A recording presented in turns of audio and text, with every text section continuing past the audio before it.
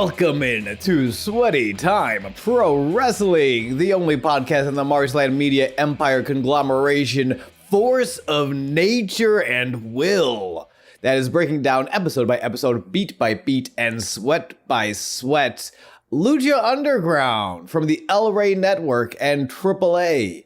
We are on Season 3, Episode 7, titled, I should have pulled this up, Payback Time. What's going on, James? Hey guys, I need to make a correction. Yes, we're a force of nature, but we are not of will. Not Sasso, not Feral, not I am, none of them. Wow!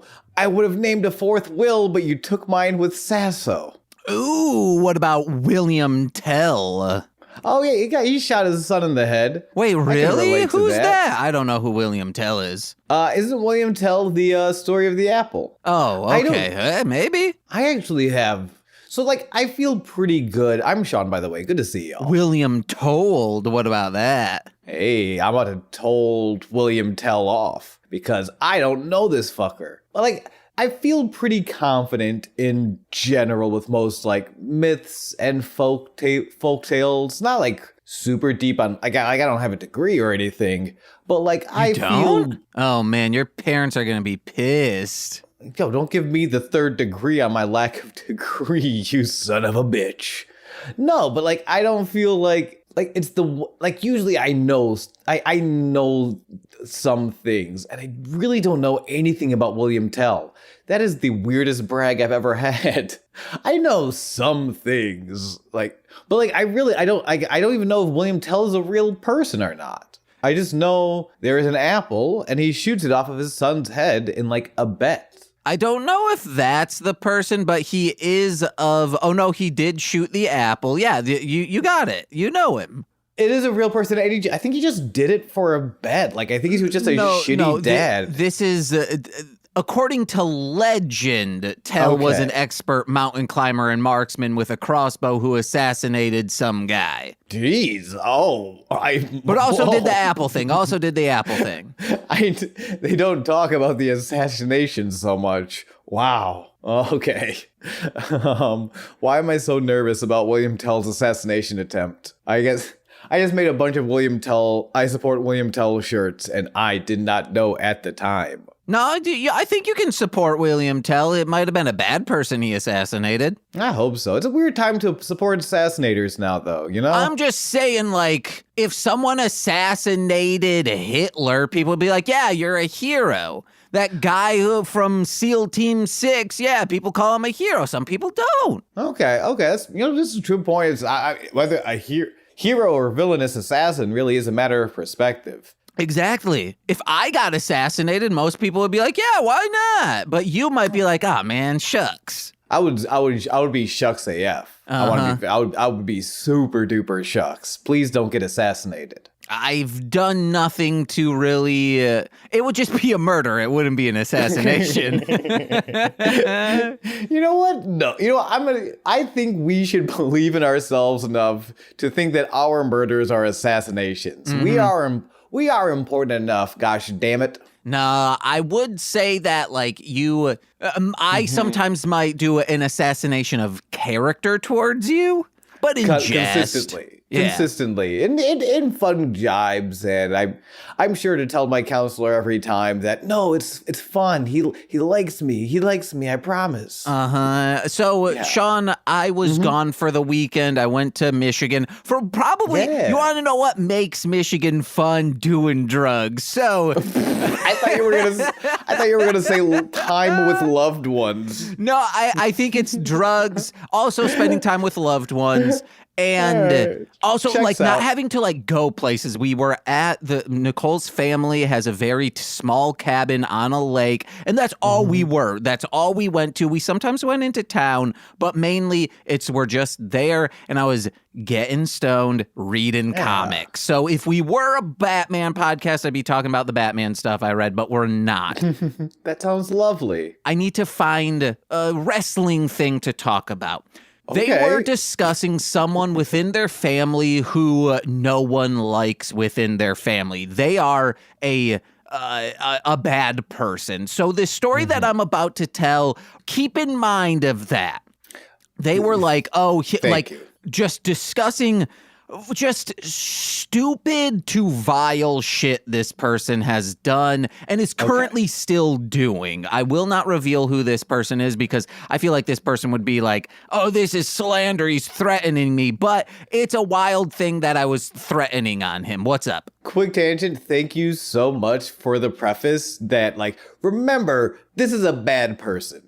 Because I have no idea what this story will entail, but I can immediately tell that I would have felt bad for what I was going to happen to this person. So I'll bleep this out. It's okay. So they were talking and they are currently doing stuff that is affecting two people in the family that I'm just like, this sucks. You need to get out of this situation. I was like, man, I need to DDT that guy. And I'm talking street style match in jeans, just straight up on the concrete. And I'm doing it for real. I'm doing a shoot DDT to this guy. And he just, I drop back and his just skull cracks. And I'm like, Jesus Christ, James. And I go, but guess what? He stands up, facing his palm, pulls him down. He's like, oh my God, I just realized I've been a terrible person this entire time. He got a conscious. I should also say, I am starting to peak on being high right now. So like it's starting to churn in my head. So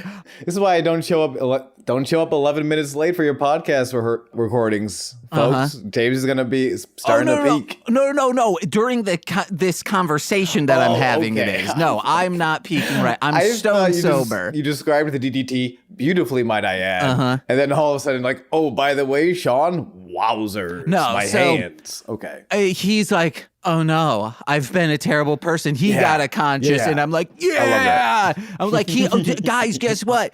He's like, maybe I can this entire time have been a good person. And they're like, James, absolutely never. And then I go, and next he says, indubitably, guess what? I knocked geniusness into him. He's super smart. We love him now. But guess what? This kind of, yes. He says, someone hand me a skateboard. I can kickflip now. He's so rad now. And it just kept escalating and escalating to the point where it's like, and oh my God, it just clicked in my head. I know how to cure cancer. This dude rules. I was saying their real name. It's a he. Most bad people are he's. I noticed that. Yeah. Interesting. And then it kept going and I was like, oh shoot. And this is when I was peaking. I was like, I need to bring it, like, how do I end this bit? I need to go to sleep. And then I go, but then we realize it pans out. This entire time he's just been seizing on the cement. It's all been in his broken head. That was good. And then at that point, Nicole's laughing so hard. And then her mom's like, this just escalated even further. What is going on? And then her probably soon to be sister-in-law, we don't know, her brother's spouse, she was like, this is incredible, because they were looking to talk shit about this person to anyone and finally found two people willing to do it. Yeah. Well, that's amazing. Like, aw. I'm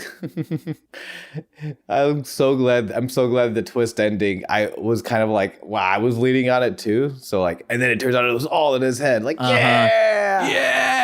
thought he was going through a big journey, but it was a St. Elmo's fire. Everyone's cheering. It hasn't been like he's hearing cheers, but it's cheers that he is currently incapacitated on the cement. Quite possibly bleeding out. I don't know.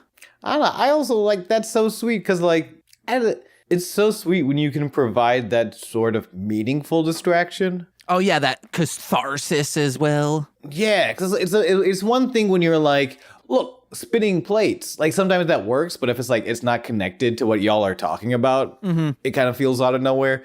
But to be able to like actually like link into something that's real that we're all talking about and still like give it the weight it deserves, you know, acknowledge it, validate the things that are being said while providing like silliness and levity, that's a gift. That's very sweet. I think, but after I said I could DDT him, yeah, I was like, but you want to, and they're like, he's just always going to be a shitty guy. And I was like, nah, I think he could be good. What if after I DDT'd? Yeah. So that's how it came about. Yeah. Well, which is like the important thing is like, and that's also good satirization. Oh gosh, not to like comedy lesson this beautiful, very like sweet moment you had with loved ones. I wouldn't go that far. I'm kidding. Oh my gosh. But to comedy lesson, this very sweet and sincere moment with loved ones, like that's good satire. Where like it's not just like, oh, because it would be funny. It's, you know, we do this thing. We are kind of like we are taking it back. There is statement. Yeah. To, well, what if he becomes a nice person? Like let's live in this hypothetical and make it very absurd. Yeah. To A, highlight how bad he is, and B, fuck man, we just need a laugh right now. Yeah, and it starts absurdity, as I've said. Wrestling moves are funny and absurd if you were to perform them because it is a war crime. If you were to really do these moves to someone. Dude, they were... It's in the Geneva Convention, dude. Like it says like no wrestling moves may be performed on the battlefield. There are a couple, especially in like, oh my gosh, the three-way tonight. Some of Phoenix's drop kicks tonight are... brutal. Let's get into it because this episode nothing but banger matches again. Really though? Yeah, especially, oh my gosh. Well, let's get into it. Because we first off at our favorite, the locker room, where Puma is taping up his wrists. When Vampiro stops by to wish Puma luck. And if he needs anything, Puma cuts him off right there. He wants nothing to do with Vampiro. If Mill is murdering Puma in front of Vampiro's desk, still nothing. Puma would rather die by Mill's hands tonight than live by Vampiro's. Which is wild. Like, Vampiro hasn't been, like, a bad person to Puma. Well, except we should back up. He's been mean to Conan, but not to Puma. We should back up. The main event tonight will be Prince Puma versus Mil Muertes. Ooh. Been brewing since season 1. Yeah. A lot of heat in this one. And Vampiro hasn't necessarily been good to Puma, but he hasn't been good. Like, he did master Pentagon into becoming Pentagon Dark. I guess. No. Pentagon Dark became Pentagon Dark because he's like, Vampiro didn't train me good enough. He's a kind of a whiny brat, okay? But... Yeah. No, that's why I like him. That's why I like him. Are you kidding me? He's I deserve better than this. He does. No, he doesn't. Better than Vampiro, name one person. Pentagon. Oh, okay. So Pentagon's his own master now? No, you need people to dominate you guys. No, This is how capitalism gets started. This is how late-stage capitalism gets started. Somebody tells you, you're sitting in class, you're in little kindergarten, sipping on your lollipop. Is bring your father or mother or non-binary parental figure into workday, and they say, hey, you need somebody to tell you what to do. Look at me, I'm a cop. And that's how it gets started. You don't need anybody to tell you what to do. Pentagon's finding his own way, as is Puma, and I support that. Eat the fucking rich. I'm sorry, but Yogi Bear says otherwise. As he said in Yogi's Dare Bear, school, police, parents, okay? It's on the badge that I own and on a comic book I own. I did not think today I was going to disagree with Yogi Bear, but 2024 is some strange times. But also... I'm sorry, Yogi, you're with us or you're against us. I'd also like to say what Kirby says on a yo-yo. Have fun in the sun. You know what, though? That's a good... James is showing me all of these, by the way. These are not polls. These are things James has lying around. People are like, we gotta see this room. And you know what? Right back at you. Have fun in the sun. Oh, Kirby's right back at you. Hell yeah, brother. Vampiro, for the record, predicts that Mil Muertes will die by Puma's hands. and Puma growls at Vampiro.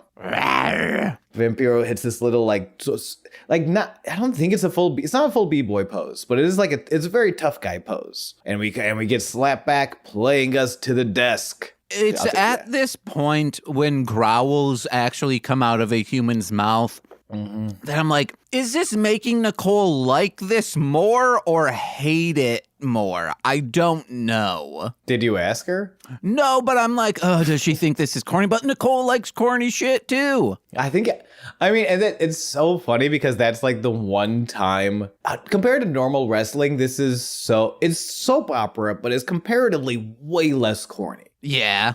But like the one time where I'm like, you gotta take a step with us on this one, but they're so good, I don't want to lose them, are those extra sound effects. Yeah. Okay, I think it's not that it's less corny. I think you are just seeing like big muscle men fighting, and that's what makes it guises the corniness, but the corniness is still on the same level as a soap opera. Yes. You do buy into the style of the medium for me, which means wrestling is a very heightened piece, like a soap opera or like a musical. You know, there are certain things that we accept in this medium because the medium itself is just so tension. I think maybe because it is big muscly people who are actually really risking and hurting, not just hurting themselves. Those bumps hurt. They just do. Yeah. How do you fake a broken nose? You don't. Oh my gosh, that match. But so there, I think because the violence becomes so real that we accept a few more wild swings. Yeah. Like PJ Black playing the guitar. But it's never actually a guitar, but it makes guitar sounds. Or Puma growling, where it's this is wild. Or Stone Cold chasing Booker T into the supermarket to kick his ass in a supermarket. Oh yeah, man, that one ruled. That's amazing. It's one of my favorites. I would love Son of Havoc to get into a feud with the Worldwide Underground, where he comes in because he's in a band, so I'm assuming he can also. I know he's the lead singer of M-Dog 20, Matt Cross. Is he really? Yeah, we've talked about this before, Sean. Oh, okay. I'm pretty sure I've sent you links to his music, but probably. Welcome to Sweaty Time. Oh, yep. And I would love it if he just goes into a stage, calls them out, and just this is for the Worldwide Underground.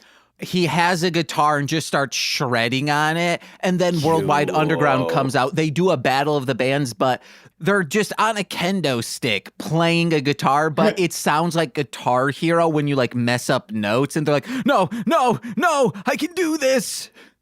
I mean, well, the best part is if your kendo stick budget was short that month, canonically they've also been able to produce music from thin air. Yeah. So they could just but if they treat it real, they have to mime it very intently. So that way, if they shove the fake guitar out of their hands, it makes sounds and it drops. And they're what are you doing? That was a $900 invisible guitar, you son of a bitch. 900 is not that much money. You've seen on YouTube where people will watch a cartoon that is playing drums and they're like, this is actually what's being played. It would be so funny if after they play something bad and he goes, I think that's coming out of the speakers. This is pre-recorded because this is what the motions they were making. This is what it would sound like. And it just is it's just so bad. It's if they ever, I will cry if the laws of physics and reality ever catches up to the Worldwide Underground. Yeah. But they're not on this episode too much, so we don't have to worry about it this week. What we do have to worry about this week, Dario's Dial of Doom. I've just noticed this, Sean. One of the choices on there is just Dario's choice. Interesting. Real quick, just for any first-time listeners, could you break down Dial of Doom in one sentence or less? There is a wheel that he spins, kind of like the Price is Right. They have one of those wheels. I guess more Wheel of Fortune, or on Good Mythical Morning at the end where they spin that Wheel of Mythicality, and there's little sections. Or if you're ever in a small carnival, and you see a local radio station try to give away free tote bags. Yeah, that too. Yeah. Or at an arcade and you're trying to win those AirPods, but it's always just going to give you a single Tootsie Roll. So, man, wheels rock. Yeah, whoever invented them, I hope, is still getting residuals. Yeah. So this wheel has a bunch of wrestlers' names on it, and whoever it lands on, that is who goes up against Matanza the monster for a chance at the goddamn belt. That's right. He's not just the nepotistic brother of the owner of the company. He's not just a humanoid-infused monster or humanoid soul-infused monster. He's also your Lucha Underground champion. He's a humanoid-infused monster. Oh, shit. I'm just glad he's not a cannibalistic humanoid underground dweller. No, we do know. Well, no, he lives in the attic. Yeah, he's not a chud, guys. No, he is a cannibal. He did eat Bale's head from Rest in Peace Season 1. But he's not. He hold on. Matanza spits. He don't swallow. Oh. Wait, no, but that would have been... Because that would have been so much worse if we saw chunks of Bale's head coming out of Matanza's cage. That would have been insane. But it is the monster Matanza versus the wheel stops on Kill Shot, who is still real banged up from his from Weapons of Mass Destruction match against Marty. Killshot comes to the ring taped up. He's got this visible biceps like wound, like it looks still kind of open. He's not looking great, but he's here to compete, baby. Warriors. Vampiro questions. The reason I brought up the humanoid stuff is Vampiro questions the sustainability of quick lore drop for any recent listeners or people who forgot what Matanza's deal was. The sustainability of turning a human body into a monster, feeding him souls how long before he snaps. Because remember, Matanza was not born a monster. He was born a boy. He was born just a little brother of Dario, who I don't think they ever specified whether it was Dario, Dario's father, or both of them. But so at some point, they began experimenting on Matanza with necromantic Shang Tsung-style soul magic. I think it was the dad. I think so too. I feel like Dario might have continued that work. Oh, for sure. Like he's trying to keep that work going. Or maybe it's truly because he doesn't want to lose his brother that he's continuing to feed souls. Like he doesn't want him to be a monster, but it's like, well, he has to be a monster in order for him to still be around. So I have to feed this. How can I kind of skirt, morality? Okay, yeah, I'll just have him be in a fighting ring with people. Yeah. And something, the end of the world. Because we do know that is also Dario's final plans. I do like that like the monster thing at this point is almost like life support. Yeah. Like he's been so hooked up to this feed me souls that like he just can't live without it. It's the same way with me and yo-yo tricks, to be honest. I can't, if I don't wake up and watch 5 hours of Duncan tricks on YouTube, I'm shot for the day. Uh-huh. I would love it if the end of the world stuff were to be like, when this happens, the monster leaves Matanza, and then he I've just been doing this because it will bring my brother back, and that will be nice. But then the brother is like, I've eaten too many people. It's gonna be hard once we find out like exactly where Dario comes from, because even if he does even if it was like, I'm just trying to get my brother back, at this, how much did you keep up with Breaking Bad? I watched, I think, the first 2 episodes. Oh, shit. Okay. I might get into light spoiler territory. I'm fine with it. All right. Stop listening now if you plan to catch up on Breaking Bad. I should say it's been a minute. But like, even though so Walter starts selling meth and being a bad guy, but I need to pay for my cancer, things are not going well. I need to take care of my family. The I would say the intentions are noble, but there really are more excuses as we see him like sort of slip further and further. And I think that like that would be the same with Dario, because Dario is clearly, he on some level I think enjoys the power he runs in the temple. Yeah. And it was hard to say because like, maybe some of that thin gravy and powdered sugar, maybe those are coping mechanisms for what he has to do. It's instant mashed potatoes, not powdered sugar. I forgot. Thank you so much. Because, of course, like gravy and mashed potatoes go together. But the booze and cocaine is what we're trying to say. Again, hi, first-time listeners. Booze is thin gravy. Cocaine is instant mashed potatoes. Welcome to Sweaty Time Pro Wrestling. It's interesting to see exactly where it all comes from. I kind of want him to end the world, both because the world is a shitty place and I want to see what he's doing with it. But yeah, Lucha Underground Championship match. Matanza rushes down Killshot immediately. Like swarms him in the corner, clotheslines and forearms and suplexes and evil. Vampiro is turned on. He verbally says, I am turned on. I love this escape. It's like a front sort of power slam position. So he's really just kind of holding him. Matanza is holding Killshot perpendicular to his body, like a bag of flour or something. And Killshot just kind of grabs a finger, just bends it awkwardly, and then starts fucking up his wrist. Oh, so like in a way that's like in real life, it's going to be a lot harder to do unless you're like a great like Hoist Gracie or something. But like the way they do it is just, it was so smooth. I love that. She's like, no, stop. Please stop lifting me or I'm going to break your goddamn wrist. However, exchanging headbutts with the monster may be a mistake. Like they wrestle around. It's Matanza. It's Matanza kind of whooping Killshot for a lot of it. Yeah. But Killshot surviving not just the whooping, but also his injuries before. Like Killshot's shine spots here, because he is noticeably injured. Yeah. He needs a nap and like a nice like hot towel or something. Nicole took a nap on a hammock this weekend at the cabin, and once she woke up, her sister walks up, and this is like a classic Ashley move.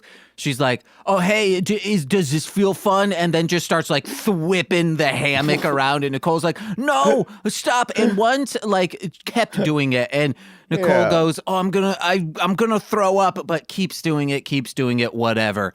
Flash forward a couple days, her brother is there now and sits on that hammock, and Ashley runs up and starts doing that. He immediately says, oh, I'm going to throw up. And then Ashley goes, oh, okay, all right, never mind. Wait. Yeah, and then I'm like, that's wild that Nicole said the same thing. And then Ashley goes, well, with Nicole, I feel like she's just saying it to get out of it. But with Josh, I'm pretty sure he actually will throw up.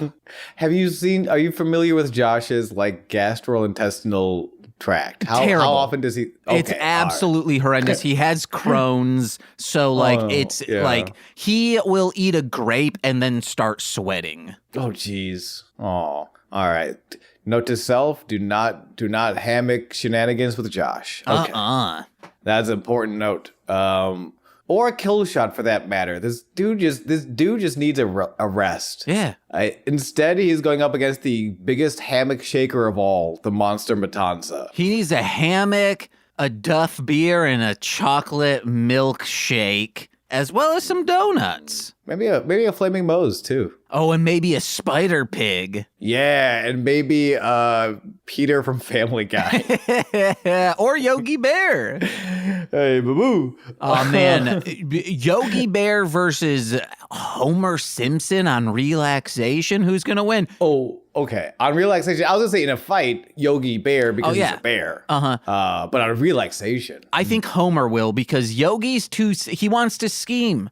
You know what? It is not even Yogi's fault. It's that he has to scheme because he lives under the oppression of Ranger Rick. No, Ranger Smith? Smith, you're right. Ranger Rick is, I think, the guy that replaced Joey Gladstone from, because I think it was Ranger Joe, and then Ranger Rick came in to replace Joey from Full House and take him off of his TV show. No, it's the other way around. Ranger Joe came on and replaced Ranger Rick, who was too old to do the show, so Joey Gladstone took over. Why do I know? I know way too much about Full House. For a show that features so much Candace Cameron Bergen, notorious evil born-again Christian, I know way too much about Full House. It is Ranger Smith, and also, like, learn more about Step by Step, dude. It's the superior show. I don't know. That's, like, also blatantly Christian. No, it's not. He's not Christian when he says that. And there's an episode where they go to church, and then the goddamn those two, the Lamberts are like, this shit blows. Why are we here? We can't. There will be a special episode on this feed, a 3-hour debate between me and you on the Christian extremism of Step by Step. That's not this episode, though. Then watch The Nanny. Okay. How about I watch the end of this match? Killshot gets his foot on the rope to break up a pin. Dario calls him a cheater. I love that. I just love that Dario's calling him a cheater for following the rules. The hottest of hope spots. Killshot gets on the top rope, crowds on their feet as he misses the double stomp. Matanza answers with a rolling European uppercut, Wrath of the Gods, to win the match in just under 4 minutes. No. This match, in the best way, did not feel like 4 minutes. Oh, yeah. It was weird. Like, obviously, at this point, the Dial of Doom, I know in my heart that Killshot's not winning. Yeah. But this was, for an under 4 minute match, this had so many good ups and downs. I loved this. Except for the Mac and Prince Puma. Those two, I was like, wait, are they gonna fucking win? Yeah. Especially Puma. Puma felt real good. Yeah. Because he was about to. If it hadn't been for Mill, he would have won.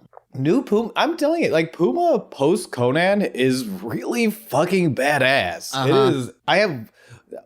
We'll get into it when we get into it. I don't want to actually. I want to keep moving, so I don't have to cut out some of my late notes. So real quick, I have 2 more notes on this. Please. Stryker says, I believe about Killshot. He has an awareness, a wherewithal, and then Nicole says, even.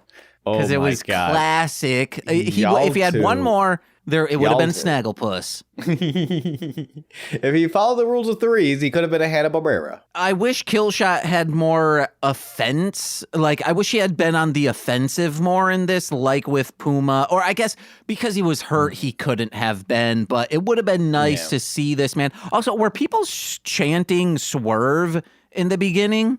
Oh, I didn't hear that. Maybe? Could be. Because at that point, I mean, he's not with WWE. Well, that's not Swerve. That's Isaiah Scott. I think he would have, he was using Swerve on the Indies, I think. All right, then if that's the case, they were probably chanting Swerve. Probably. And it's the hard thing where, like, and especially with this, like, he's still your champion wrestling these TV matches. He should be, well, no, I was going to say should. There is no should in art. Yeah. Right? You do what feels right for yourself and for your message, right? Or whatever it is, for your soul. Yeah, because what if, Matanza, the actor, which is not Jeff Cobb. Yes, Jeff Cobbs. I was going to say Ricky Banderas. That's Mill. What if he's like, oh, no, guys, I just contracted a month-long diarrhea. Like, someone's got to take it out. That's true. The poop out of me and also this title. Yeah. Take it out of me. No, it's I liked, because I do love Killshot. I did like how this match, I do like the story of this match. And I do like that Matanza can still have, like, it's weird for it to be an under 4 minute match. Most of it being Matanza, but not being a proper squash. Oh, yeah. This wasn't like a jobber squash match. This was it was a decisive victory. But like it furthered a lot of stories after the match. Mm-hmm. Dario is leading Matanza out of the ring. The crowd is getting on their feet. It's hard to explain how much, despite it being such a losing effort, how much Killshot really dedicated to this match. Yeah. That hope spot, the reason it was so hot is because it was Killshot. Like he took that, and the hope spot is when the good guy you think might have a chance of winning after getting his ass kicked the whole time. That's the hope spot. Love you too. And it was so it was a very Swerve. One of the things Swerve does so well is make every moment his own. Not just everything he does, catchphrases, moves, and all that stuff. He does that, but he also, every moment he makes he makes his own. It's very, very good. There's a reason he is the world champion right now. So the crowd are on their feet. They're chanting kill shot as he kind of lays in the ring. And an unknown man in army green cargo pants and dog tags appears at the top of the ramp. Oh, I wonder who this could be. Why do you say it like a housewife not excited to see this door-to-door salesman at her front step? I was just like, well, clearly this is like an army buddy of his. Yes, well, we do remember, and this was brought up in the pre-show package. Killshot received a letter recently, a mysterious burnt piece of paper that I believe it said, "You left us for dead." I think it was something like that. Oh, something very cryptic. Was this viral marketing for Left 4 Dead? This was viral marketing for the Steam classic Left 4 Dead and Left 4 Dead 2. Damn. They didn't even know they were making a sequel yet. They just had a feeling. Well, I mean, Left 4 Dead 2 was already out. Oh, okay, yeah. Left 4 Dead, yeah. That came out I think when I was in high school or shortly after. God damn it, time. True. Killshot is shocked, by the way, by this Left 4 Dead viral marketing campaign, who is also, allegedly, his friend Dante. We know this because Killshot says, "Dante, you were dead," before hugging him. And Killshot does go into, like, his time when he was kidnapped with, and, like, his entire squad had been taken hostage. And, like, how he escaped and he kind of had to leave the other ones behind. He thought they were all dead, but apparently this man named Dante, who is being portrayed by the professional wrestler A.R. Fox, is here. He's alive. And he pushes off Killshot from the hug before hitting a leaping front kick to the face. This was insane. He jumps in the sky and then front kicks him in the face like Anderson Silva. It was nuts. Then he just starts stomping him out, and a disgusting fisherman brain buster. Like, ooh, it was so mean. He goes, "Dead?" Dante says dead to Killshot before giving him one gun salute to his head, taking off his own dog tags, leaving him on the chest of Killshot, and leaving the ring. We got a new fighter, baby. And then, like, 4 teens in, not casual, not fatigues, like the suits, the all white suits that the army people wear. They come out, they have trumpets, and they go, brr, brr, brr, oh, okay, yeah. What are those called? Shit. I think it's called formals. Maybe, yeah. Maybe? It's whatever goddamn Squall wears to that ball to waltz with Renoir in Final Fantasy VIII. James, you know so much about the history of the military and the dress code and the formal. Yeah, I've played Final Fantasy VIII. I think I know a little about. We go to commercial, we come back, we get that shot of the forest burrow. I cannot wait for this guy to come through. Also, real quick, just when you thought the show couldn't get more Tekken, it got more Tekken in that last segment. It's very Tekken, yes. Killshot's past coming back to haunt him in the form of the soldiers he left for dead in that prisoner of war camp. We are Tekken as fuck, baby. But it's next match, right? Well, I do want to talk about the forest burrow real quick because I'm just really excited. And they're just heightening so well. This time it's a POV shot. We see our little rabbit feet scurrying in front of us as we run back into our hole. And they say, and we hear the voice. I think this is just Paul London's voice, who says, "We're coming. Better late than never." And I'm so excited. I think he's our first silly little guy who's not demented. Like, Marty is a silly little guy, but he is also, I don't know what the mental neurodivergence would be. He's not well. He is a dangerous sociopathic person. Really? And a Nepo. I'm kidding. I was gonna say, he's also a Nepo baby. He comes from money. So, there's a lot of reasons to boo Marty. But he's not a Nepo baby. It's not like the money is from wrestling. It is from criminal shit. That's true. No, he is Nepo. He made his way in wrestling, but he did have a privileged, I should say. He comes from a privileged background. Where, I don't know what's going on with Paul London, but he seems that very, my favorite kind of silly little guy, which is the Bugs Bunny sort of I don't mean to be this good. I just fucking am, and I'll also kill you. I am afraid of this rabbit. Like, I want to be clear. I am excited. I like him because he's a silly little guy. I do think he's a murderer. You want to know who my favorite silly little guys are? Who are your favorite silly little guys? You think I'm going to say Hanna-Barbera? I think Rocky and Bullwinkle are the best silly little guys because they are so... If you watch that show, it is one of the most absurd things, but it was on TV in the 50s. Yeah, it was... Oh my gosh. I want to go back and watch old Rocky and Bullwinkle. Go later seasons. Yeah, which makes sense. Yeah, I buy that. But yeah, no, they're very goofy good times. Or do the new Amazon series. That one rules. Hell yeah. It came out maybe like 4 or 5 years ago. It's sweet. It's so good. Oh man, you know what else is going to be pretty good? Our trios champions coming out here. Phoenix, Aerostar, and Drago. Who? Coming out to the ring. They know they got a match. They do not know with who. So Dario comes out of the office to let us know. But first, Dario's got a couple of announcements he's got to clear out. First things first, in 4 weeks, that's not like a month, the return of Aztec Warfare.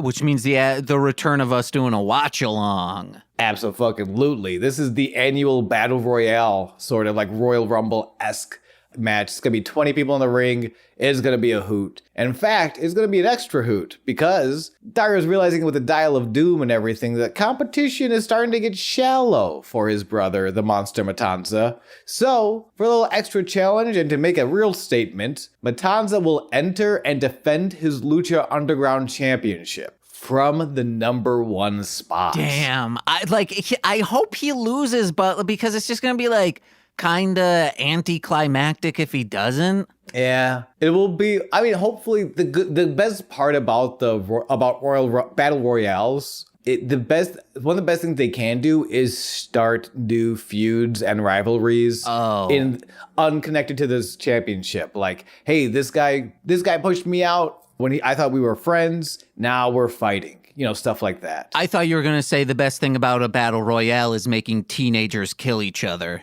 That's a perk. I won't say that's the best part. Just so everyone knows, if you're unfamiliar, the term battle royale comes from a book from Japan called Battle Royale, turned into a movie that popularized that term. And the reason why we have battle royale stuff is because of that movie. I don't think that's... Wait, when did the movie come out? Because I don't think that's accurate. Oh, no.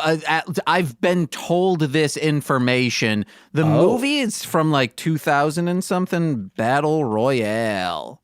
From 2000 is when the movie came out, and then when did the book come out? I thought it was based on 1999 novel of the same name. I'm pretty sure the Royal Rumble is like mid-90s. Okay, but Royal Rumble is different than... You were saying Battle Royale. I like to say Battle Royale to describe a multi-person over-the-top match because the WWE have a, whatchamacallit, on Royal Rumble, a copyright on Royal Rumble. And not every Battle Royale, like Aztec Warfare, isn't just, like, there's only 20 people. It's a little different than the WWE one. I could be wrong. I might be misusing that. I've always understood a Battle Royale to be a multi-person match where eliminations occur typically by over-the-top ropes or pinfalls or submissions. So a battle royale would be different in this case because it is all the people start at the same exact time. Like it's Fortnite. Like you are all dropped onto an island, which happens in the movie Battle Royale, and then it's the last one standing. The last one alive is the one who wins. Which is not, because they don't all start in the ring, right? Yeah. That's why Matanza being number 1, and then they kind of file out Royal Rumble style. All right, then thank you. On the fly correction. It's Aztec Warfare, baby. It's just its own thing. But who's gonna be like number 20? Oh well, that's such a great question, James.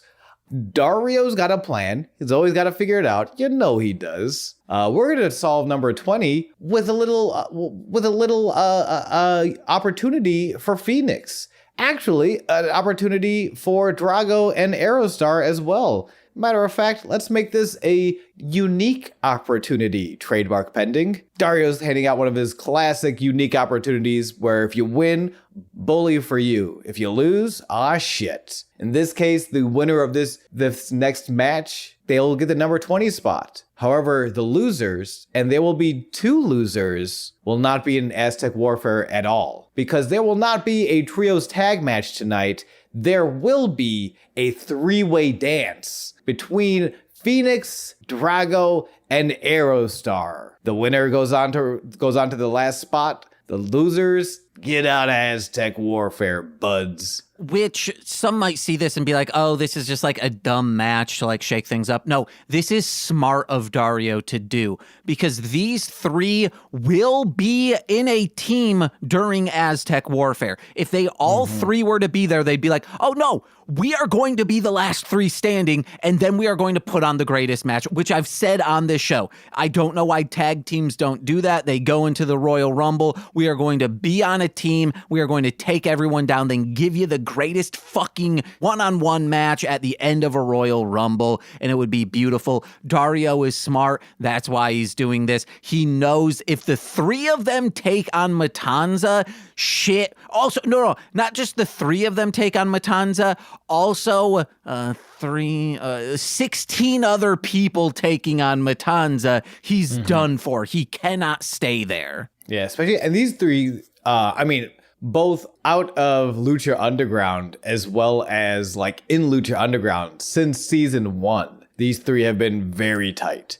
They competed in that first tournament for the Trios Championship together. Oh, gosh. Drago and Aerostar last season or 2 seasons ago had that best of 5 match. Yep. They are a very tight unit. So to break them up right here, it's smart as hell. Yeah. And even as the match starts, before they cut to commercial and they come back for the match, 3-way handshake. Space, fire, and mysticism are going to kick the shit out of each other, but with honor, respect, and dare I say love. Yeah. By the way, this match is fucking disgusting. If you like this match, you are a pervert, and you will be. They are coming. I have alerted the authorities to your authority as we speak, because this match is disgusting. And pick out of the 3 authority figures you'd like. It's either going to be school, police, or parents. It's going to be one of them. They're on their way. And Yogi Bear sent them. I don't think I've seen this, but this might be because I'm not as familiar with like Lucha Libre or I just haven't seen enough wrestling. At the beginning of the match, Phoenix says like, "Hold up, y'all got this." And then he goes into the corner apron like it was a tag match. Yeah, that's what I was confused. And it's one of those things where I'm like, you know what? There's nothing in the rule book that says you can't do this. And they're both like, all right, yeah, we'll beat the shit out of each other for a little bit, which is crazy. It's smart, but it's just like, wow. Drago gets caught off guard a moment with just how quick and out of nowhere Aerostar hits these arm drags. This entire match, crowd's very hot. I don't blame them after that first 4 minutes and everything. And these guys, it's curious. Like, these guys aren't the faces of Lucha Underground the way Prince Puma and Mil Muertes are, but they are cornerstones. They are like, all 3 of these guys are such a big deal as to why we're doing a Lucha Underground podcast in the year of our Lord 2024, like 10 years after the fact. And they're just, to see them all at this moment, and it's awe-inspiring. This is, I should keep a running list of like my favorite matches, because this one like is up there for me. Yeah. Like if you're like, it's very snug. They are all hitting each other very hard. So it's not the easiest to watch sometimes if you're not accustomed to wrestling, because they are not pulling punches in the least bit. Yeah, I think we brought it up. Maybe it wasn't in the TikTok clip. Also, when I bring up Sexy Star, people will like when I clip it, we've said it with the Prince Puma stuff. People will be like, he's Ricochet. People also bring up like, I don't listen to our podcast. People say, oh, did you know she broke someone's arm? It's like, yes, we talk about it in the episode, probably like 2 seconds after the clip ends. Listen to the episode. Yeah, I mean, Sexy Star, as I'm really glad certain people named Joey don't wrestle, because we don't have to clip him. Oh, yeah. Where it's just like, and it's hard, especially if like you're not familiar with us. There's a certain point, I'll say, this is me complaining about nothing really, but like at what point is it we're bringing up this too much, like for like returning listeners, versus are we keeping everyone informed? And with Sexy, it's difficult because she's really, there's a new Sexy star right now, right? Like someone else is wearing that mask. Whoa. Yeah. I think that she's been doing it for maybe a year now, maybe 2 years now. Then maybe we start just name checking the original, like the former Sexy star, so we can give this new Sexy star their time in the light and not like, but defile that mask and instead defile the person who is wearing it. I like that. Thankfully, she's not in this episode, so we will have that researched for you next week. So I'm pretty sure her name is she arrested because she has mixed martial arts fought. The original Sexy star fought mixed martial arts under a name. Dulce Maria Garcia Rivas. Yes, that sounds right. Yeah, she's not really a great person, but she's not in this episode, so don't even worry about it. Oh, also, it is Sexy Star 2 is what like they go by. So that person is different. Man, and they are young as fuck. They were born in 1999. Golly. Athletes, man. Even like entertainment athletes, like professional wrestlers. Oof, they're young. Mm-hmm. And my back hurts thinking about it. Phoenix takes a crossbody. We alluded to this before. But Phoenix takes a crossbody to the nose, like directly, and it is bleeding. But he stays in this match. Mm-hmm. It's one of those good bloods where it's like it's coming out, but it just looks like like a late stage Dragon Ball Z fight. Like this is one of those chase figures you're looking for. Sean, imagine this: you go on to set, you're working as an extra. And then you slip and you fall and you break your nose. You stand up and say, like, I can still make the scene work. Oh man, I am not as invested into my work as an extra as that. I would go home. Absolutely not. It is not a vocation. They'd be like, I guess we have to CGI in previous scenes for continuity that your nose has always been bleeding. Honestly, if anyone came up to me and was like, hey, I know you're bleeding from that nose, we're just going to keep rolling. I'm saying that's a no for me. I'm going back to Crafty and I'm going to put my feetsies up. And I'm pretty sure I'm going to sue you. No, you want to know what? They'll pay you more because guess what? No matter because what. I'm going to sue them. They're going to pay me more. Hold on. No, because. Okay, all right. Regardless of how like much you're in the background, you will be classified as a featured extra because everyone will say like, look at that dude bleeding from the nose. Yeah, it's my new gimmick. Though that's the problem. Then it becomes my gimmick. And every time I get hired, they're like, hey, aren't you the bleeding from the nose guy? Could we see some of that? You know what this scene could really use? Some bleeding from the nose. And no one says anything, but they all just look at me for like a long time. I'll say this story real quick. One of my former teachers, she has 3 sons. The middle child, I believe, this is classic middle child stuff. He realized like crying or like throwing a temper tantrum like wouldn't get attention. So he started just like slamming his nose on the wall to make his nose bleed because he's like, oh, well, then they have to pay attention to me. I'm a bleeding child. And she was like, I'm at my wit's end. I don't know how to solve this issue because he can't keep doing this to himself. Like, no, I haven't. That's a great question. And this was like 10 plus years ago. Yeah, but like that's not like that doesn't sound like an uncommon like a thing's meant for a specific. I could see kids doing that now. I could really easy seeing kids do that now. I know some kids that would do that now, and it's like I have no idea how to solve that.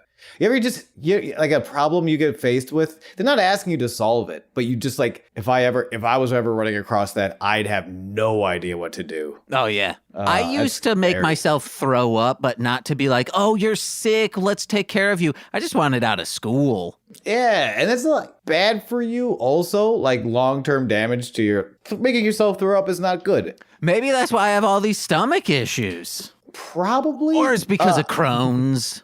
Also, probably. Could be both. But back to the match. Something I noticed about this match. So we're about like, I didn't actually time this. I want to say about halfway, maybe a little more. And I noticed that at this point, no moves have ever been. It's never been really fully 2-on-1. A lot of times, it's usually the other guy throwing. It's usually one guy throwing the other guy in front of the bus. Or let one guy hit his move, and then I hit mine as soon as he stands back up. Yeah. It flows very, very wonderfully in this sense. And it was no more apparent when I believe Phoenix does a hold on Drago. Then Aerostar. Yes, the death lock on the. He has like it's like a death lock on the knees. Yeah. So yeah, Phoenix is standing up. It's the old Triple H deathlock spot. And then Aerostar is like, okay, I'll use this opportunity to my advantage. He goes and like jumps on Phoenix to do some sort of hold on him, only for like head scissors octopus stretch. And he just then Drago's like, well, I can get out of this by like just hitting their Achilles heel, and then they like fall over. Yeah, to knock down Phoenix, who in the octopus stretch, you're kind of lying on your opponent while they stand up. So Drago knocks down Phoenix, which in turn knocks down Aerostar. It's a beautiful domino effect of human bodies and violence. See, and I listed this as a holding centipede, not like a human centipede, a holding centipede. I like it. What I also like, and from the get-go, it's like this. And I love that they're mutual. There is so much mutual respect. But it does not come out as let's go easy on each other. Like that's never even a question. Mm-hmm. And it is immediately, I'm going to give you my all. That is how they express their love. That's how they express their respect is, hey, because I love you and because I respect you, I'm going to hit you as hard as I can, as many times as I can. Mm-hmm. I'm going to give you my all. Love is love. Fuck me. This is good. It's a good match. It's a really good match. Yeah. And someone super kicked someone. I think it's probably everyone gets super kicked a lot. Yeah, and Vampiro says he kicked him into mush. He wrecked him. And I like instead of saying someone's like ass, say like he wrecked him. I think he also said he kicked him in the mush. Oh, I thought he said kicked him into mush. I'm pretty sure because I only say this because Vampiro has described as getting kicked in the head, as getting kicked in the mush multiple times. Also, I don't think kicked into mush is a real phrase. No, like you're kicked so hard that you've turned into mush. Right, but nobody has said that ever. Okay, no one's ever said like, hey, he kicked him. What's the mush? Wait, no, that is a phrase. Kicked him in the mush. It's the head. Oh, I've never, yeah. I'll keep going. He kicked him into mush. Okay, guys, that's what I think it is. Kicked him so hard that his brain's all like mush now. All right.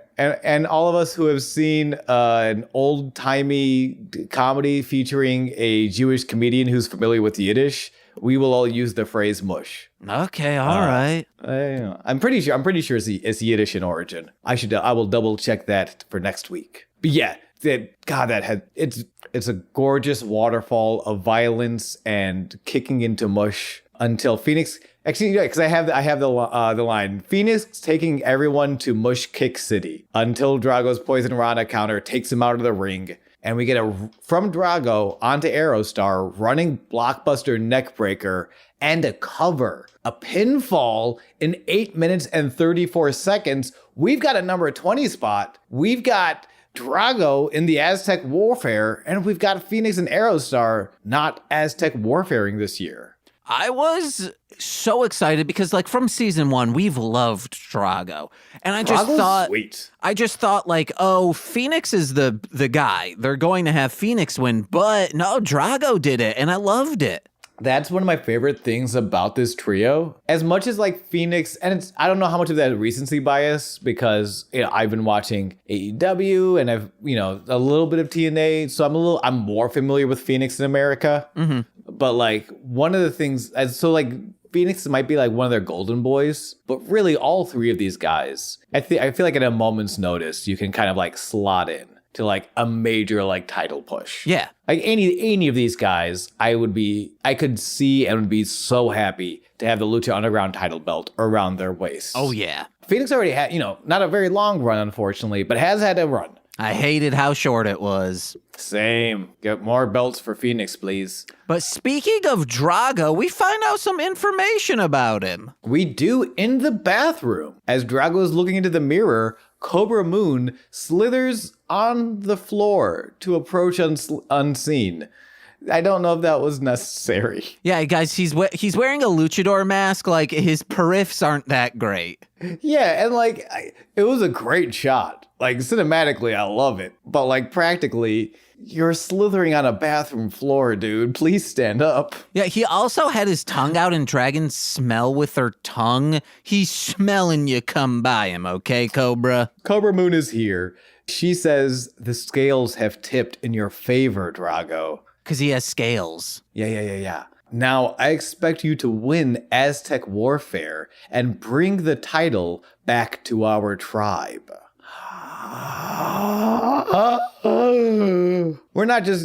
We're shocked. Cobra Moon and Drago were members of the same tribe, which makes sense. Reptilia, I imagine, is the tribe, right? Yeah, but that's not the thing that I was astonished by. Keep going. Drago responds, I left your tribe 1,000 years ago. I am never going to return. And he lets out a big dragon roar. We're always talking about hey, you boomer ass, you old fogey. Yeah, we always. But yet we cheer for this team that has collectively at least 3 millennia under their belt, because Aerostar's at least 1,000 years old, Phoenix is at least 1,000 years old, and now we know Drago's at least 1,000 years old. Of course they're hanging out together. You're like, oh yeah, this is the only person I've known. They're always there. Whatever I'm doing, I hear word about this fucker because they're alive just like me. Yeah. Or it was something I was thinking about. This isn't a bit. James, you made it fun. I'm going to make it, I don't know if thought-provoking, but something I thought I had, where I wonder if it's them physically or if it's the masks, right? No, it's not the masks. I'm saying it is those 3 individuals. Why? Because it's funnier that way. You're also, we've seen Aerostar. It's the same build, same man, in the future, or in the past, I should say. Or maybe this is the future, and he hangs out in the past, but that's his present. And he turned into light stars and shit, and then turned into the future. You said past, present, and future too many times. I cannot follow. James, your disrespect for the films featuring Jim Carrey and Cameron Diaz disgusts and Eric me. Stoltz. Thank you so much. It's interesting, and honestly, it's one of those things where it could be a little bit of both. I don't know. Maybe, donning the mask gives you the memories and the physical appearance of the mask itself. It's very curious, and it speaks a lot to the culture of the mask. Maybe, the mask, I don't know. It's curious as fuck, right? I don't like the culture of the mask. It's too smoking.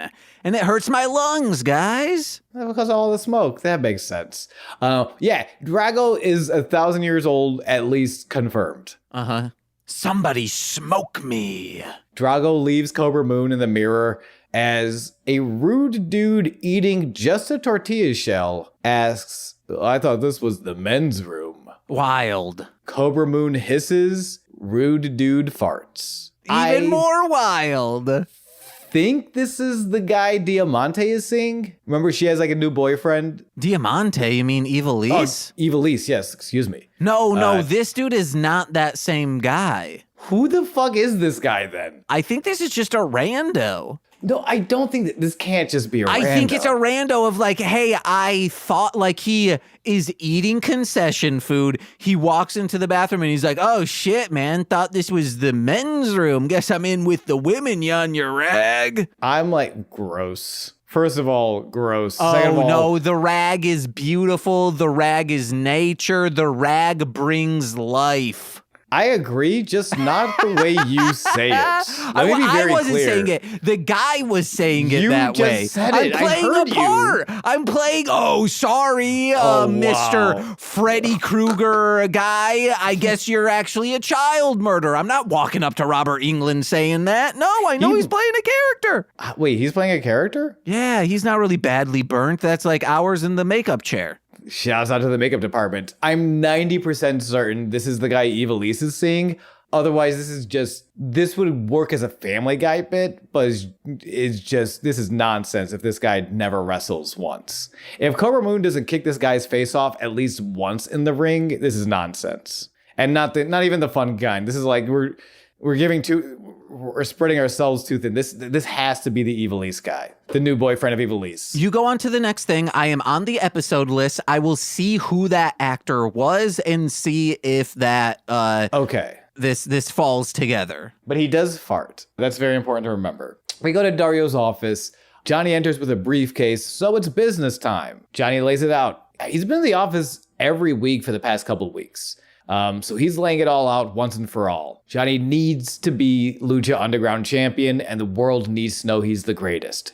Guys, it's crazy how we didn't know who this was. It's Vinny Massaro. Is it Vinny Massaro? Oh, yes. Shit, okay. Vinny, it's so good to see you. I don't think we've seen him like in his street clothes. Yeah, and we haven't seen him in like a year and a half. I don't think we've seen him since since Penta broke his arm. Yeah. Damn. Welcome. Vinny, great to have you back. Uh-huh. You might have one of the most legendary one-off appearances in an episode ever. Because you literally just said you just ate. It's not even a full tortilla. Like, it's just the shell. Yeah. And it crunches, so it's cooked, but and then he farts. And it's just a fart joke. We find out Drago is a 1,000-year-old being. Uh-huh. And that him and Cobra Moon were once connected, but we also find out Cobra Moon is over 1,000 years old. Yeah. If she remembers him in the tribe. No, I think she's just saying like, hey, you're coming back to the tribe. And he says, no, you could, things can happen, Possible. That she knew of him, but she didn't know him at the time. Uh-huh. Like this is passed down. It's possible, but it felt a little familiar. It could go the other way. Either way, this huge reveal of and what the tribes mean, that certain wrestlers are connected by their tribes, the reptiles and so forth. And then we have a fart joke, and then he farts. James, he farts on us. Vinny Massaro farted on us. He doesn't come back until episode 23. So in 13 episodes, he comes back. That's going to be the best payoff in the fucking world. I swear to God. This is the most invested. Now that I know it's not Evilise's boyfriend, it's Vinny Massaro. This is the most invested I've ever been in a storyline. Not just wrestling, like Avengers.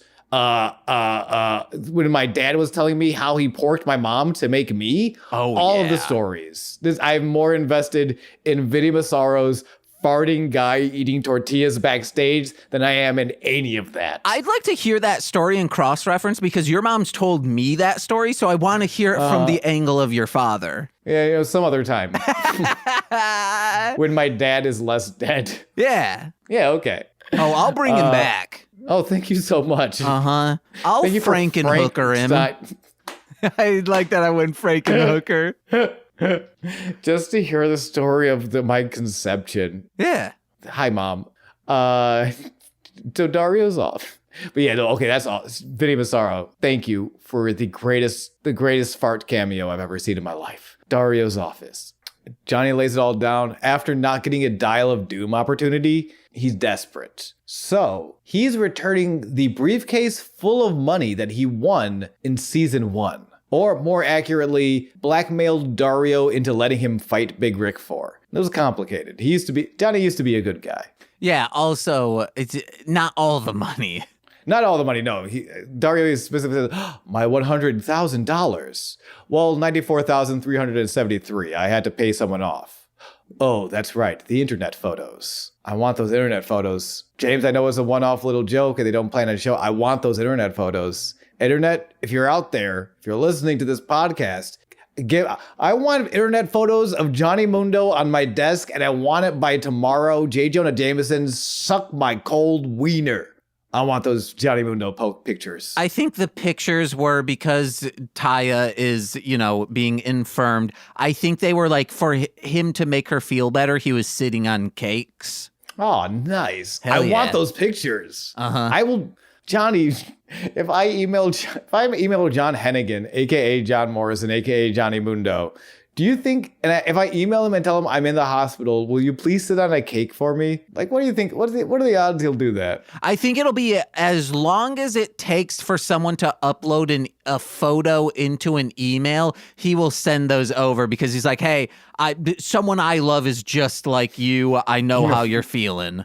This is gonna sound like a coincidence. I know someone who's feeling the exact same way, and I know exactly how to deal with this. Or you get an email from Taya. It's a reply to that, but he is CC'd to the email, and she says, "Hey, I got you covered." Taya loves Johnny. All episodes now available on YouTube.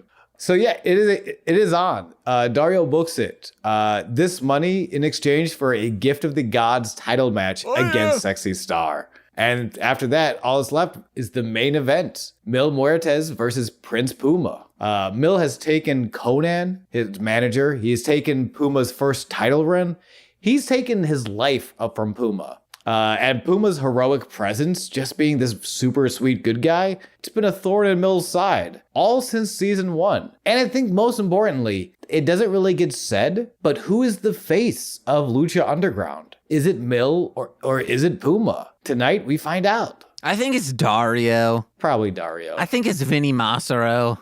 I think it's Vinny his face when he farts, by the way. Last time we were going to talk about this scene. But there's a very specific way to do a fart joke, especially with like Cobra Moon is hissing at you. And she's not just hissing. She is of the reptilian tribe. So she has like an animalistic extra little oomph into her hiss. So it's very intense. It's very scary. And then just like not selling it at all. Almost dead eyes and a big honking beefer coming out of the cheeks. It's such a good, it's an immaculate fart joke.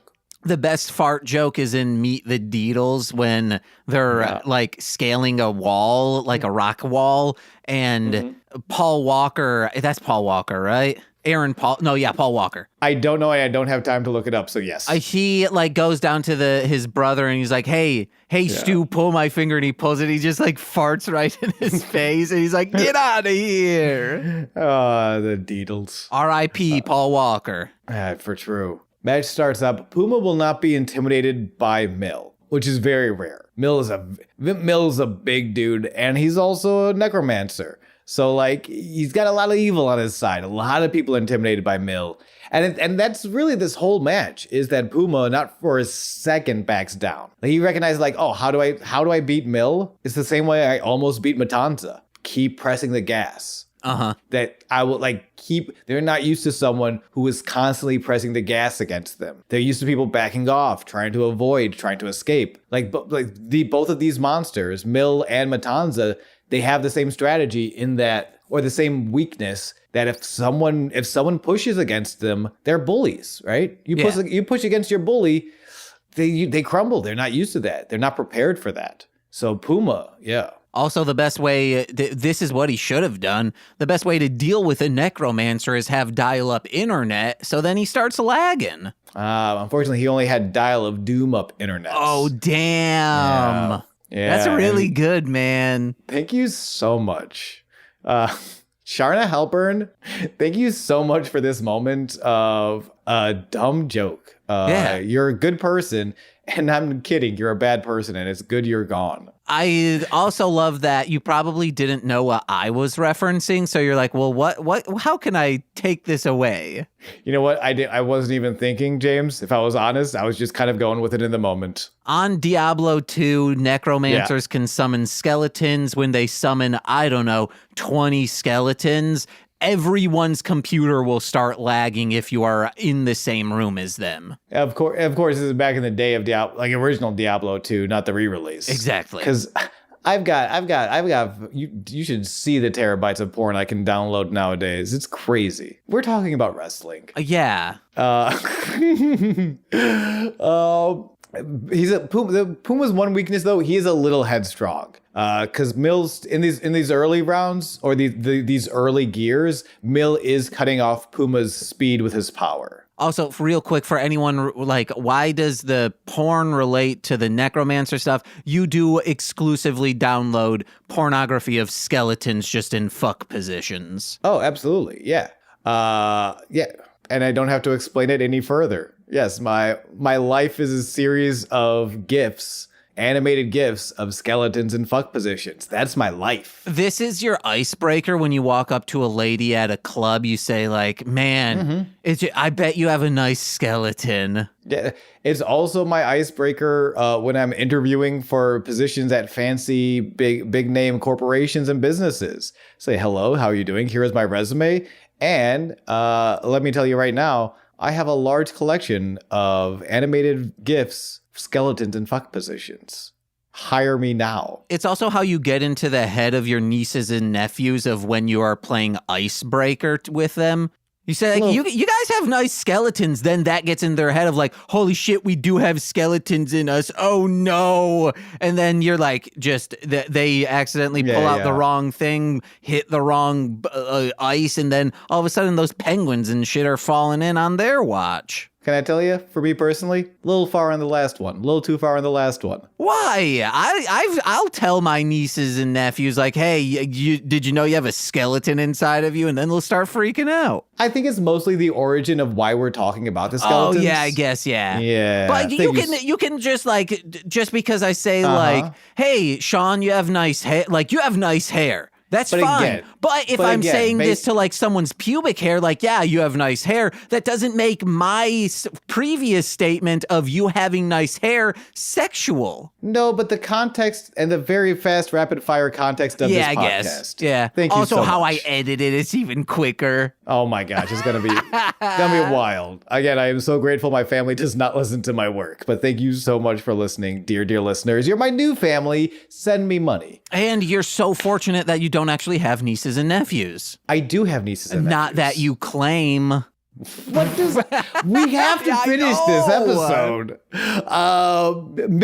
Puma persists. He knocks Mill off his feet in like I'd say like first gear, like that first act. Puma knocks him off early, which is like it doesn't happen a lot. First gear, like that first beer. Yeah, brother, fucking tipping him back and getting a little slooshy.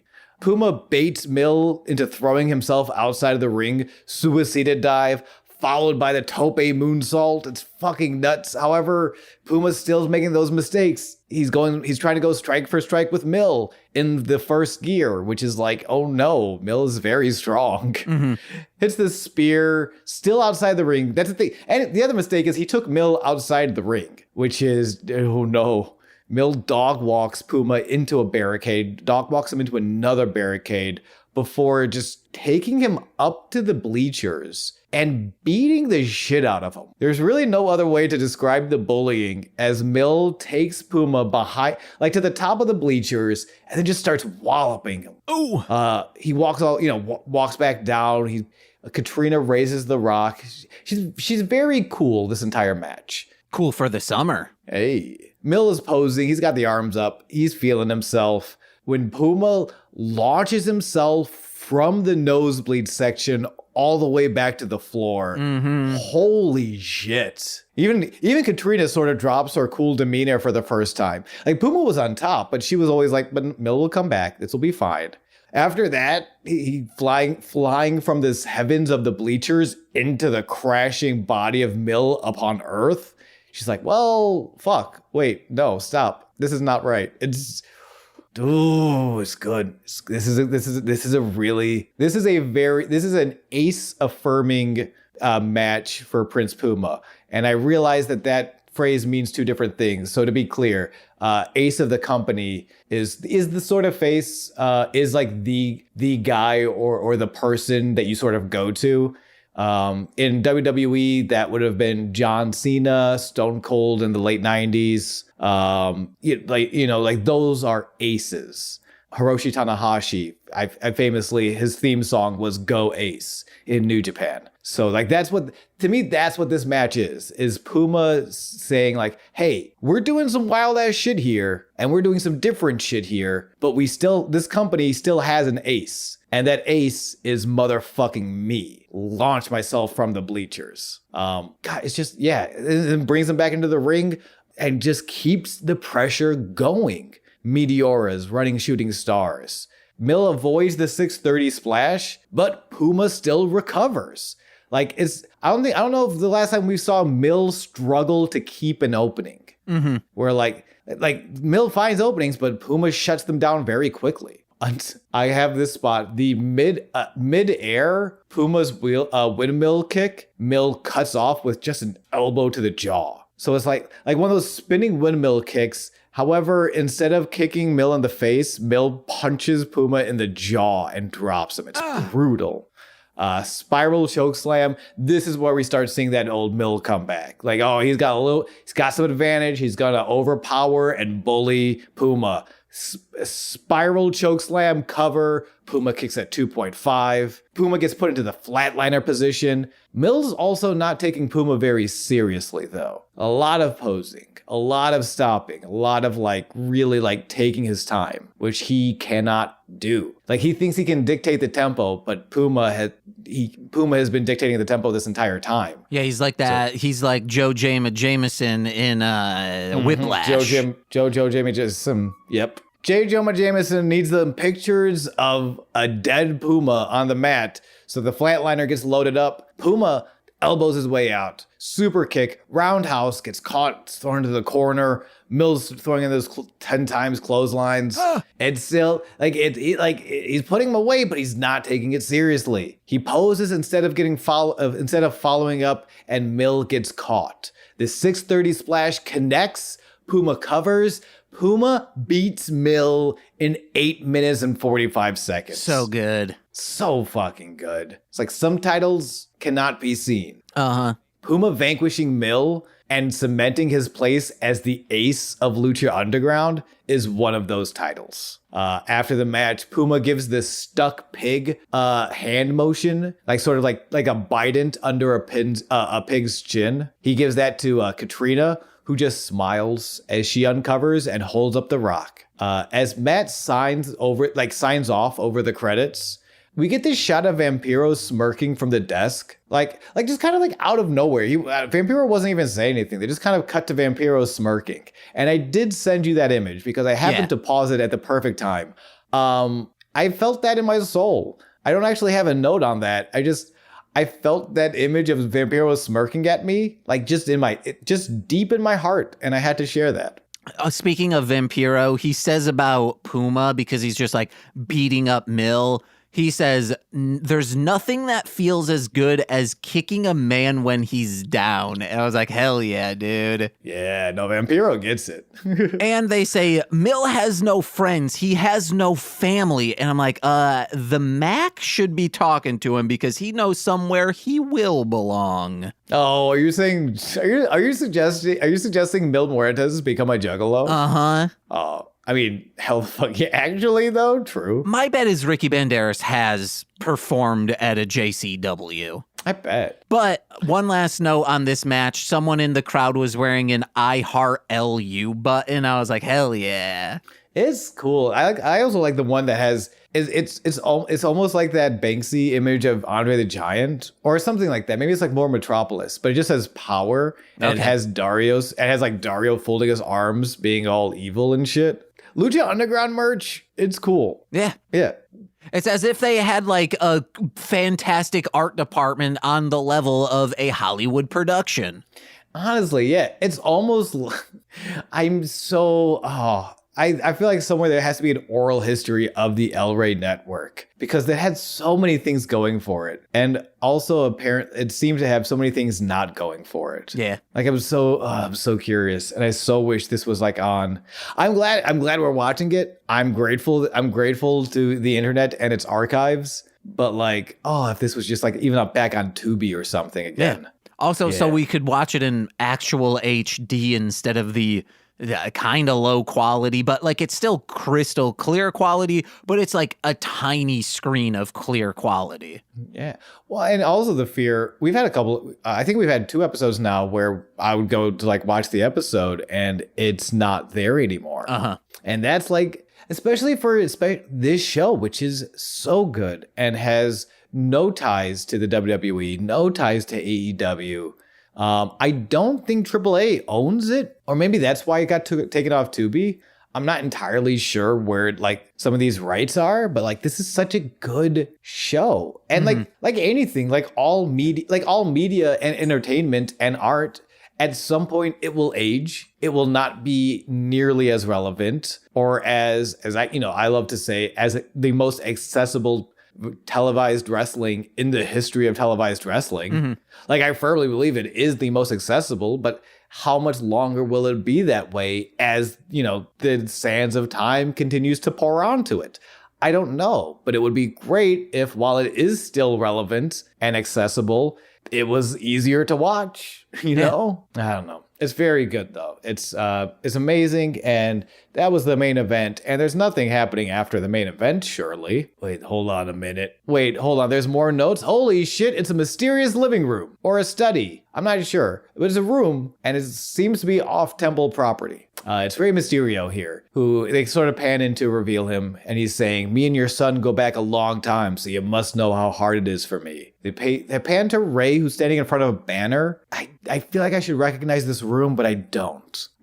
If you do recognize this room, tell me now, and we will insert it into the next episode. Thank you so much. I think it's wherever he was training Dragon Azteca. Oh, maybe. Probably. Yes.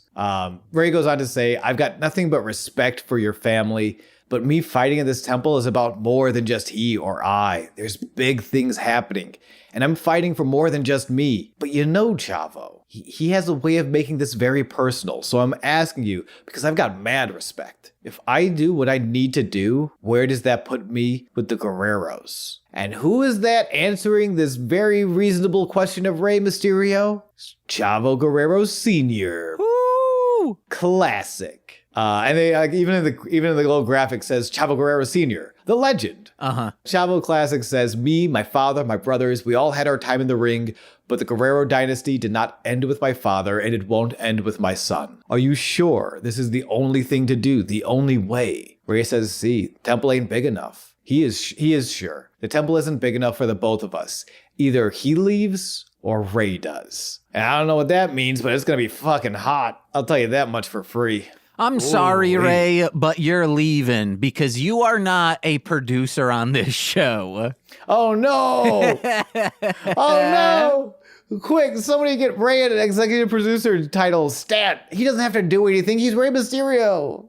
We're also leaving because we are out of time. But before we do, we got to tell you to make sure you check out all the beautiful other avenues which you could experience us and other things on the Marshland Media conglomeration. For instance, have you considered twitch.tv/Goose Von Kaiser? You can hang out with me sometimes. Make sure you're following me on socials. Sean Marciniak. I say that because I've not been very good with my Twitch. It's been a very personal week, which, if you know, you know. If you don't, we all go through our trials and tribulations. I'm going through some of mine lately. But generally, you can find me at twitch.tv/Goose Von Kaiser. Do you like how my plug also became a cry for help? Yeah, and that trial that he's going through is currently litigations due to the Dominator. Can't get into it. Had to get one in. Guys, head over to patreon.com/MLM pod, where for $5 a month, you get exclusive content every single Friday. We're closing out this week Pride in July, where every single episode this month has been the citizens of Townsville Z discussing Powerpuff Girls Z, the anime adaptation of Powerpuff Girls. With my queer friends, this final episode will have my boss, Z, as well as Nicole, darling homebody Jakis. And if you're a $10 patron, you get all of that, plus monthly bonus exclusive content only for those $10 patrons in the form of straight to Patreon. I think Sean and Torchy might be coming over this month for our Summer Mockbuster series, discussing either Atlantic Rim or Bound. We don't know yet. We'll figure it out, but it's probably going to be Bound. Yeah. Because there's boobies and stuff in there, and wouldn't that be great, all of us sitting on the same couch watching softcore pornography? Oh, no. Is this Dave's old tapes? We better.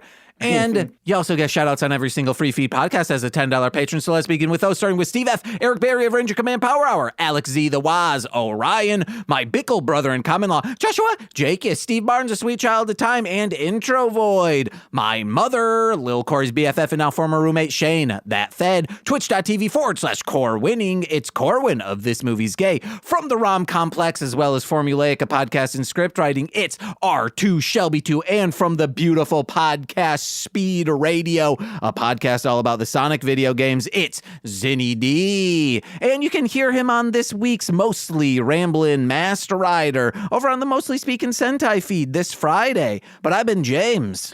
And I've been Sean, and this has been Sweaty Time Pro Wrestling. Purple Prancer forever, be like Bob. See you guys, bye.